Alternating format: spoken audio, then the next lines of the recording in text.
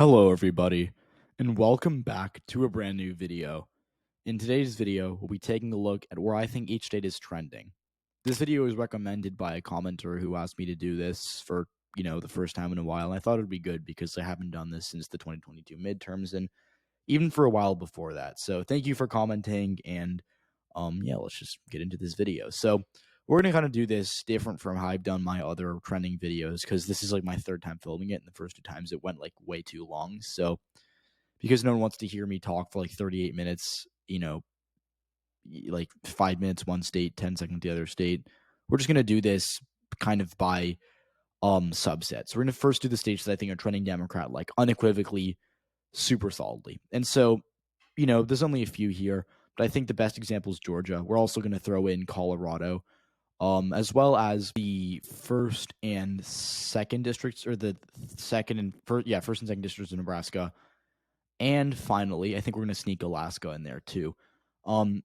Again, this is kind of a random assortment of states. Certainly a state like Alaska is a lot more Republican than, Colorado, and Colorado is a lot more progressive than Georgia, but they're all similar in that they all trended like really significantly to the left between 2004 and 2020. If you look at 2004, all of these states, with the exception, actually all of them voted for George W. Bush, and by pretty substantial margins. Like if you look at Nebraska second district, voted for Bush by 22. He won Colorado by 5, won Alaska by 25, and he won Georgia by 17.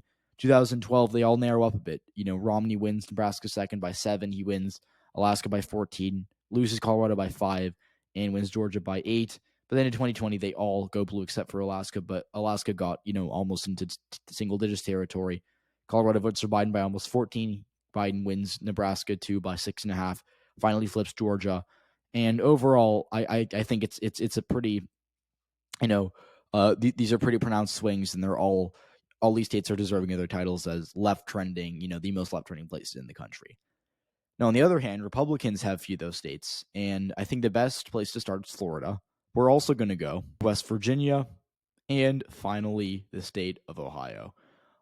So Florida is just like a complete was a complete beatdown for Democrats last November. They didn't come close in any statewide races. They almost lost some of their own safe congressional seats. They can't even win Miami anymore, and they're not going to be competitive statewide for a while. Ohio, West Virginia, kind of different. Democrats have been falling there like more gradually. Like in Florida, it was just 1 second was a swing state. Next, it's just completely gone for Democrats. But Ohio and West Virginia, they've been more gradual. Ohio was a swing state, I'd say, up until 2016. West Virginia was a swing state maybe until 2004. But either way, these are Appalachian states that are losing population. Both these states lost an electoral vote between the 2020 and 2024 elections, and they're all states that I think are just really not appealing for young progressive voters to move to, right? Like, some people are moving to Cleveland and Columbus, but let's be real. Most young progressives are not moving to West Virginia. They're not really moving to Ohio.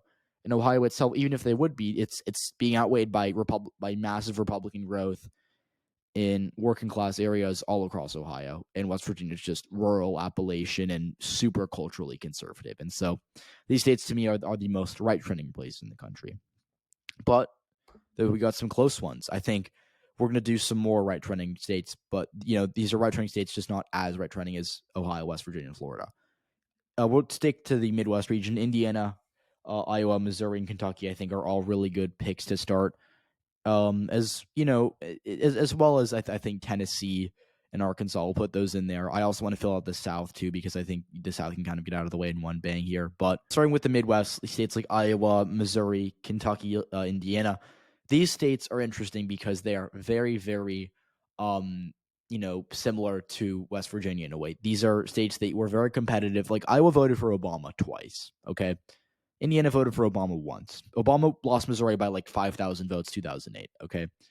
And he also did like okay in like 2008 Kentucky. He only, he lost it by 16, which isn't that great. But in 2020, Biden lost it by 10 points more. So, but the thing with all these states is that they are very culturally conservative, like Ohio, West Virginia, but they're also rural.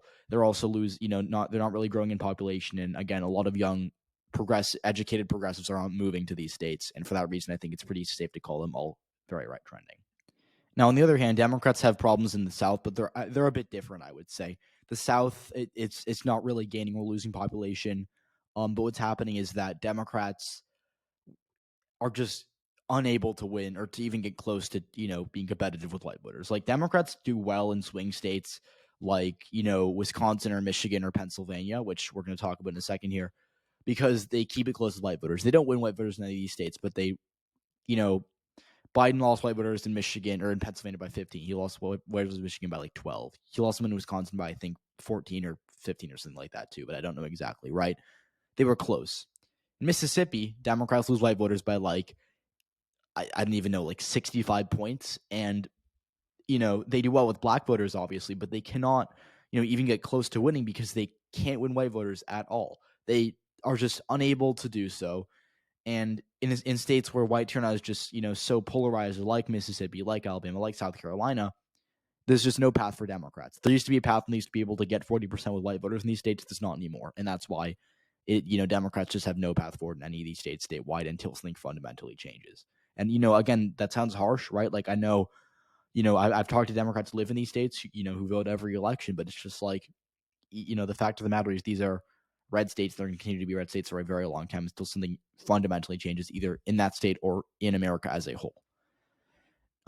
There's a few more red trending states that I think are in the likely category. Most of them, I think, are just a bit less blatant here. We'll start with Maine 2nd District, which I think is interesting because you can definitely make a case for being safe, but I'm going to put in a likely column for the sole reason of Jared Golden. Jared Golden has shown the Democrats can still win this district, although it's getting very hard and it just be like a very specific brand of Democrat to do so. So that, to me, we're going to put that in the Republican column. We're also going to give the Republicans Hawaii.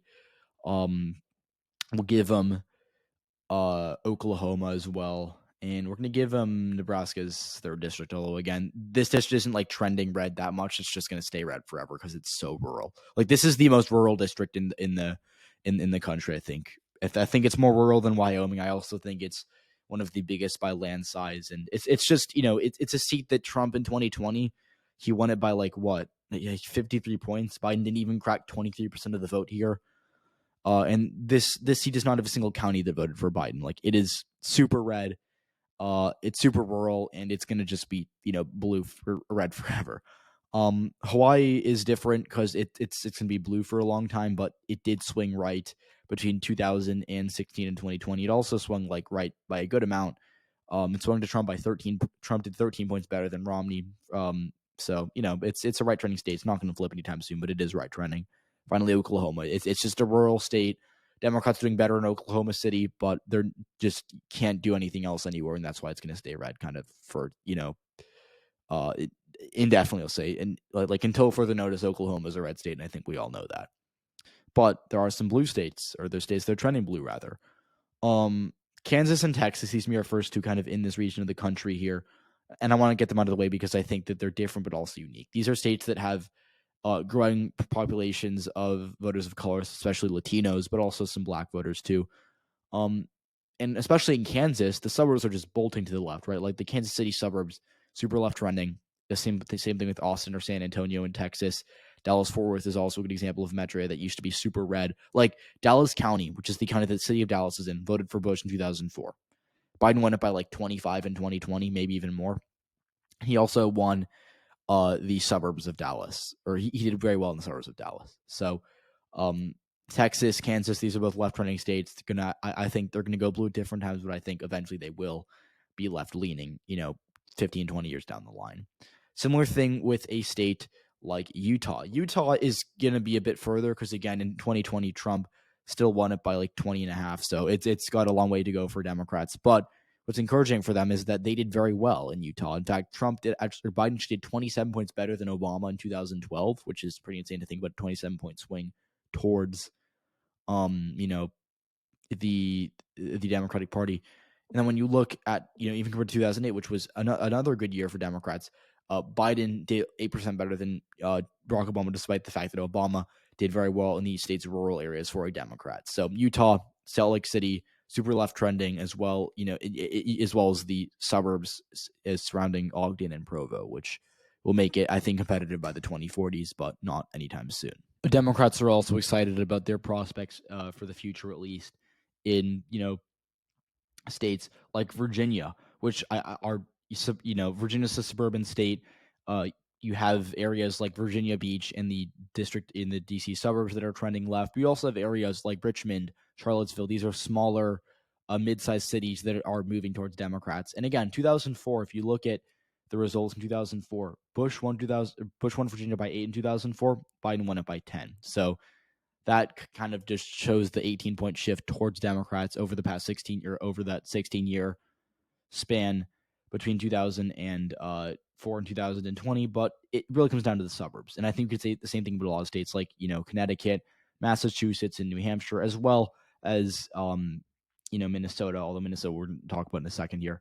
But these northeastern states, these are white states. They are primarily college, or they're more college educated than the nation as a whole, and they're very socially progressive. Again, Connecticut, Massachusetts, New Hampshire, they've been blue states for the past 25 years, but what makes them very blue is that they're all socially liberal, and they all voted for Biden by more than they voted for Clinton by. You show the swings between 2016 and 2020. Clinton, Biden did 2% better than her in New Jersey, 6% better than her in Connecticut, 6% better than her in New Hampshire, and 7% better than her. 6% better than her in Massachusetts, 7% better than her in New Hampshire. I cannot talk today, but the point stands. I think could also make a similar case for Minnesota. Biden won Minnesota by, I think, 7. Clinton only won it by about 1.5. And it's mostly because the Minneapolis area is just so big. Like, I think around half of voters in Minnesota live in the Minneapolis metro area. So that makes it really hard for Republicans to compete statewide when that area is trending left, and when, again, 50% of the population just lives in that small percentage of the state. And so that's why Republicans are struggling here. It's also because Minnesota is getting increasingly college educated and turning against, I'd say, Republican policies, specifically social policies. But again, Republicans are still doing better in some rural areas, but it's just being outweighed by the growth in Minneapolis. I think we're going to do a few more here. Washington, Oregon, Arizona, West Coast states, trending blue. These two states, Pacific Northwest, I was born in Seattle, so I do know a bit about Washington. And it's interesting because Washington has been, is actually very close in 2000, right? 2000, Al Gore, he only won it by about 5, and John Kerry didn't do that much better. He only won it by about 7.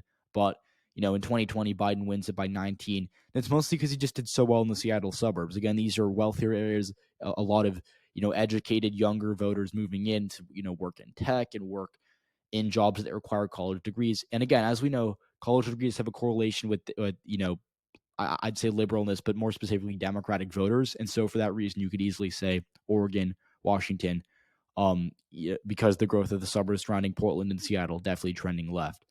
Arizona is similar. I wouldn't call Phoenix a tech hub like Seattle, but I would say it's certainly growing. It's certainly diversifying. And the suburbs, like Maricopa County, is the largest county in Arizona. Basically decides who wins the state. Democrats, Biden won it in 2020. He was the first Democratic presidential nominee to win it since, I think, Bill Clinton. So Democrats have a lot of things to be excited about in Arizona long term. They also did very well in the midterms. They swept the Senate race, the governor's race, and the Secretary of State race, which are the 3 most important statewide elections a state can have. And they did that for the first time in a very long time, which is, definitely a milestone for them. And I think that's going to be the end of our left trend. Oh, we have one more. I'm going to just put Maryland here. Don't want to say much about it, but it did swing 7% to the left between 2012 and 2020. So definitely a state that I'd have my eyes on if I'm a Democrat.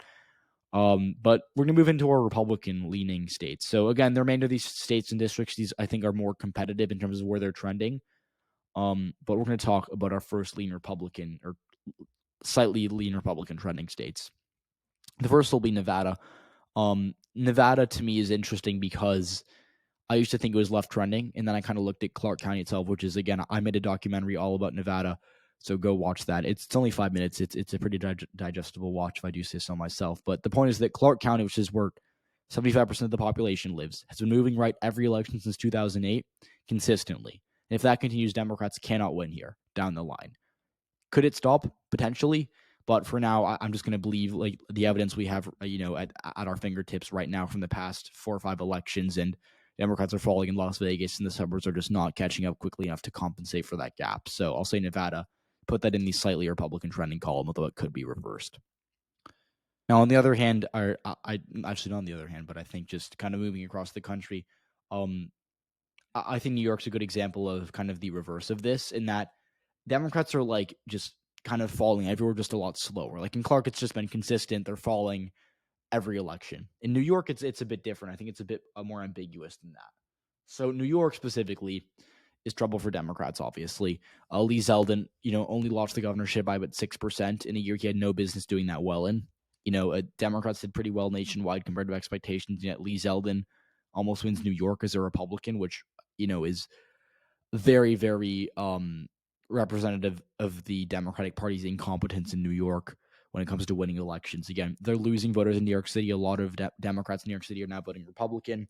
And, it doesn't mean New York City is going to flip red anytime soon, but it means that Democrats can't rely on getting large margins in New York City, right? So, without New York City producing as big margins for them, their margins statewide are going to go down, and eventually they're going to lose at some point. It won't be soon, but it will be eventually. So they're losing support in rural areas as well. But I think the fact that New York City is a massive place, obviously. Democrats say they lose 2% every election. After a couple of years, that's going to build up to hundreds of thousands of votes statewide at some point or another. So New York, to me, is a ticking time bomb for Democrats if they don't fix it at some point soon. I also think Democrats are going to start to struggle in the state of New Mexico. It's not going to flip anytime soon, but it's kind of like Nevada in that, with the population center kind of just staying in one city, Las Vegas and Albuquerque, Republicans have room to improve everywhere else. So, for example, Hispanic voters in New Mexico, especially in the rural South, are very Democratic right now. And that is not sustainable. Democrats have been losing ground in South Texas for a while. They've been losing ground in South Florida, especially. But when you look at rural voters, 15 years ago, you could tell whether you could make a guess, but what party someone was based on their race. Like, if you're white, you're probably a Republican. If you're Hispanic or Black, you're probably a Democrat. Now, the best way to tell what party someone is where they live. If you live in a suburb, you're 50-50 chance, you could say. If you live in a city, you're a Democrat, and if you live in a rural area, you're a Republican. Rural Hispanic voters are, kind of a mix, right? Hispanic voters have historically leaned towards Democrats, but rural areas have, as we know, been very Republican. And the thing is, it seems like that rural culture, in states like Texas, especially, is manifesting itself more so than race. And so, for example, in South Texas, which is a rural area, very Hispanic, but also very rural, it swung massively towards Donald Trump in 2020. And I think we're going to see a similar thing in New Mexico if the trends continue across this southern border region of the country, because it happened in southern Arizona, it happened in southern California. Didn't happen that much in southern New Mexico, but I think it will happen at some point. And I think Hispanic voters in New Mexico are going to start swinging towards Republicans, and it's going to cause a bit of trouble for Democrats within the state. I think we kind of have a similar situation in a state like Illinois. Democrats are just going to be unable to, maintain their success here at some point or another, because the city of Chicago is rapidly declining in population. It's one of the slowest growing cities in the country. Rural Illinois is also declining, but it makes up less of a share of the electorate than Chicago does. So Democrats have kind of peaked right now, and they're going to start heading down very soon. And so Democrats are going to need to have a long-term solution to winning Illinois, or they're going to start eventually losing ground here seriously. Because again, their biggest center of votes, Chicago, losing population, and Republicans just have to kind of hold the line long enough, and eventually they'll be able to win Illinois. Now, does that mean that they're going to win it even in 20 or 30 years? I don't think so, but I think if in terms of looking at it from a linear perspective, if Democrats keep declining in Chicago, they're not going to be able to win statewide at some point. It won't be soon, but it will be at some point. So I think it's a slightly Republican trending state, although I wouldn't count on Republicans winning it anytime soon. And then our last two states we're going to give Republicans are the Dakotas. Not much to say. We'll also throw in Wyoming because they're pretty similar. These are rural states. They're not states that I think are going to be competitive at any point. But what I will say is that Republicans are going to keep winning them because these are rural areas. The culture is super conservative in all of these states, and outside of a very small collection of pockets that tend to lean left, these states are super red, right? Like even in 2008, these states were kind of close, right? Like North Dakota, Obama only lost by 8. He only lost South Dakota by 8 as well. Wyoming, he lost by 32. In 2020, Trump won Wyoming, or Biden lost Wyoming by 43. South Dakota by 26. North Dakota by 33. So these states trended, double digits to the right in between 2008 and 2020. They're going to keep trending right just because they're so rural and so socially conservative. Now, I think to go back to our lean Democratic states, I think it would be good to start in Nebraska at large, which, gets kind of overlooked because it is such a red state. But Democrats have been doing very well in these two districts. They're losing in this other one, but again, it's these districts equal population. They're doing well in two, doing poorly in one. So that does amount to a left trend statewide. In Maine, it's kind of similar, although the other way, I do want to give Maine to the Republicans just ever so slightly while we're on the topic of Nebraska, because again, one district is trending red, the other is trending blue, but this one's trending red more so than this one's trending blue, hence the slight red trend statewide. And then going back to our lean D states here, I think Michigan's a good place to start because Michigan to me is really interesting. Democrats in 2016 looked like they were in a lot of trouble there. They lost it they lost the presidential election there for the first time since I think the 1980s. And they did it because they had poor turnout in Detroit, which is a declining city in terms of the population. And they also just had a historically bad performance with working class voters. Those things have kind of just reversed. And Democrats have done even better. Like, they won the governorship in Michigan by 10%. They did very well with working class voters. They kind of they turned back the clock. They, kind of had their losses with working class voters and just kind of snapped and they came back.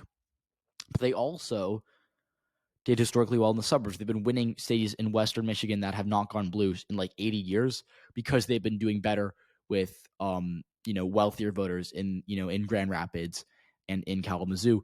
And that mostly comes down to a cultural liberal, I'd say, identity. Because again, the wealthy voters in a city like Grand Rapids, they're not, super progressive, but they are socially liberal. They're open, or they're I would say pro legalization of gay marriage, pro trans rights in general, pro abortion rights, and those are issues that resonate with the Democratic base.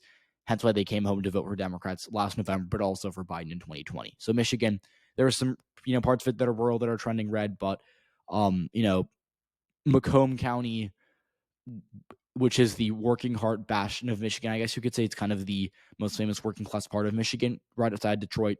Huge auto industry there. Swung like massively towards Gretchen Whitmer in the 2022 governor's race. We also saw Democrats do very well with lower income voters in Detroit in November. So I think, Democrats had a really good year in November of 2022 in Michigan. It might not be as, they won by double digits in every race statewide. It might not be that good in 2024, but it will be very good because they're doing well with all demographics at the moment. I think that unless that like completely does a complete 180, hard to see how Michigan's going to go red again in the future. In the near future, I guess I should say. We're also going to give Democrats the New England states of Vermont and Rhode Island. And I kind of separated these from New Hampshire, Vermont, or from New Hampshire, Massachusetts, and Connecticut because I think that they're a bit less suburban, right? Like Vermont is kind of a more rural state. Rhode Island's, kind of Providence and then a few other towns outside of it. But they are left trending. Democrats, again, like if you look at 2016 to 2020 comparisons, Hillary Clinton, she did 9% worse than Biden in Vermont and 5% worse than in Rhode Island. So I would certainly say that these states are left trending, although just not by as much as, say, Connecticut or Massachusetts. And we're going to go to Pennsylvania here because I think Pennsylvania is like a good example. Democrats are like losing, Republicans are losing votes where it matters. They're gaining in areas that are declining, like Scranton or the rural areas, but they're losing votes in the Philadelphia suburbs. They're losing votes in the Pittsburgh suburbs, and they cannot make any gains in the cities. Like they've been doing very poorly in Erie. They've been doing very poorly in Pittsburgh and Philadelphia, obviously, but they just haven't made in New York, for example. They're not winning New York City, but they're making inroads. They haven't done that in Philadelphia. They haven't done that in Pittsburgh. It's actually getting worse for them in Pittsburgh, and they're just doing so badly in the suburbs. Like there's no upside for them. They cannot win Pennsylvania just off the backs of rural voters. They can get close, but they can't win. And so as long as Democrats just hold the line in Philadelphia and keep doing well in the suburbs, which they've been doing doing historically well, there's no path for Republicans in Pennsylvania. New Jersey is another state where I think the suburbs matter a lot. Democrats are going to continue to win New Jersey if the suburbs keep voting the way they're voting. New Jersey being right outside of New York City makes it really easy for Democrats because you have a lot of people moving to New Jersey, working in New York City. And those are, college-educated voters, socially liberal, often from other parts of the country. And that diverse environment obviously fosters progressive politics. So to me, I think New Jersey pretty clearly trending blue, although, again, a bit less than some of these other northeastern states like Connecticut and Massachusetts, but still a left-trending state. I think the final two states I'll put as trending blue are going to be Idaho and Montana.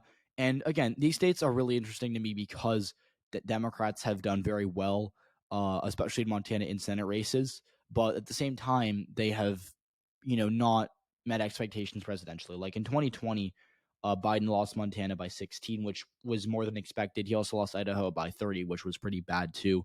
And again, these states weren't expected to flip to Biden at all in 2020, but they were expected to narrow up a bit, and they didn't really. But on the other hand, the parts of the state they're growing, and Montana, Missoula is growing, which is the bluest city in the state, or bluest big city in the state.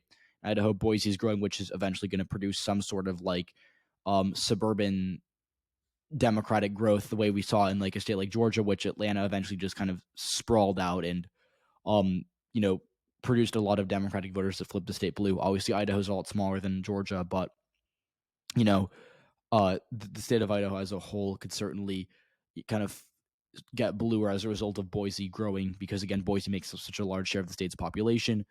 But yeah, I think those two states are trending blue, but just very slowly and not by enough to flip them anytime soon.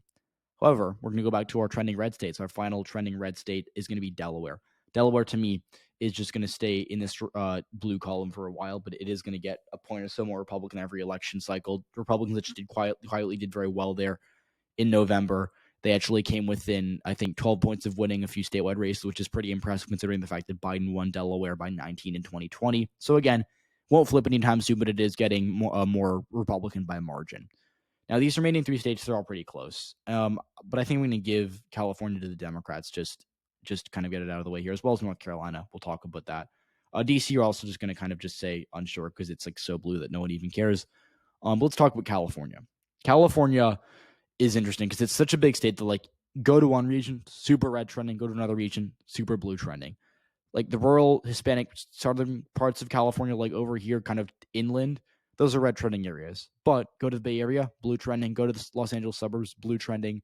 Go to Sacramento, blue trending. So it really depends on where you go, but I'd say there are more Democratic trending areas than Republican trending areas. In addition to that, the areas that are Democratic trending are growing, and the areas that are Republican trending are kind of just, plateauing or even declining in population. So California, I think, is going to stay kind of where it is. It's going to be a blue state for a while. But Republicans might win a few districts or a few congressional districts they have been winning historically because, of geographic trends in certain specific areas. Now, on the other hand, North Carolina, to me, is interesting because Democrats have a lot of room to grow in the suburbs, specifically like of the cities of Charlotte, Raleigh, and Durham. But they are not doing well, but Republicans are not doing well. Republicans are doing unsustainably well in a lot of the suburbs, right? Like the ones I mentioned, Charlotte, Durham, and Raleigh, but they're not doing well enough in Appalachia. So, at one point or another, you kind of expect your expectations to eventually converge with reality, where you have Democrats doing better in the suburbs or doing worse in Appalachia. And that kind of, all the suburbs of North Carolina are bigger than the Appalachian region, but Republicans are kind of fighting against the clock right now. And if they can continue to just hold off and keep winning North Carolina narrowly, it's going to stay red. But I think right now, the areas that are trending blue are just a little bigger than the areas that are trending red. And so as a whole, say North Carolina is just slightly trending blue because it has gotten close since 2004. But really, who knows? It's stayed a narrowly red state for the past 10 years. So we can't know for sure. Our final state, stagnant unsure, is going to be Wisconsin. I was a big believer in Wisconsin trending red for a while until the midterms. This is my biggest lesson from the midterms, I think, out of all the states. Wisconsin is not trending red by as much as we think it is. I said rural areas are just going to overpower the cities of Milwaukee and Madison. But the thing is, in Wisconsin, Democrats are doing really well in the Wow counties, which are these suburbs of Milwaukee. And they're still Republican leaning for sure. But Democrats are cutting into those margins every election, and they're so big that if Democrats just do 2% better every election in the Wow counties, they're going to eventually, kind of secure Wisconsin's future for them long term. So, the flip side of that is that Republicans are going to win the rural areas and expand their margins there. But again, who knows? It's going to be really close. And I think I'm just going to give up guessing on Wisconsin at this point. So that was a long one. Thank you for watching. I hope you enjoyed. Thank you for suggesting this to whoever suggested it. I'll put it at the beginning of the video when I edit it. But yeah, comment down below what you think, and I'll see you all in the next one.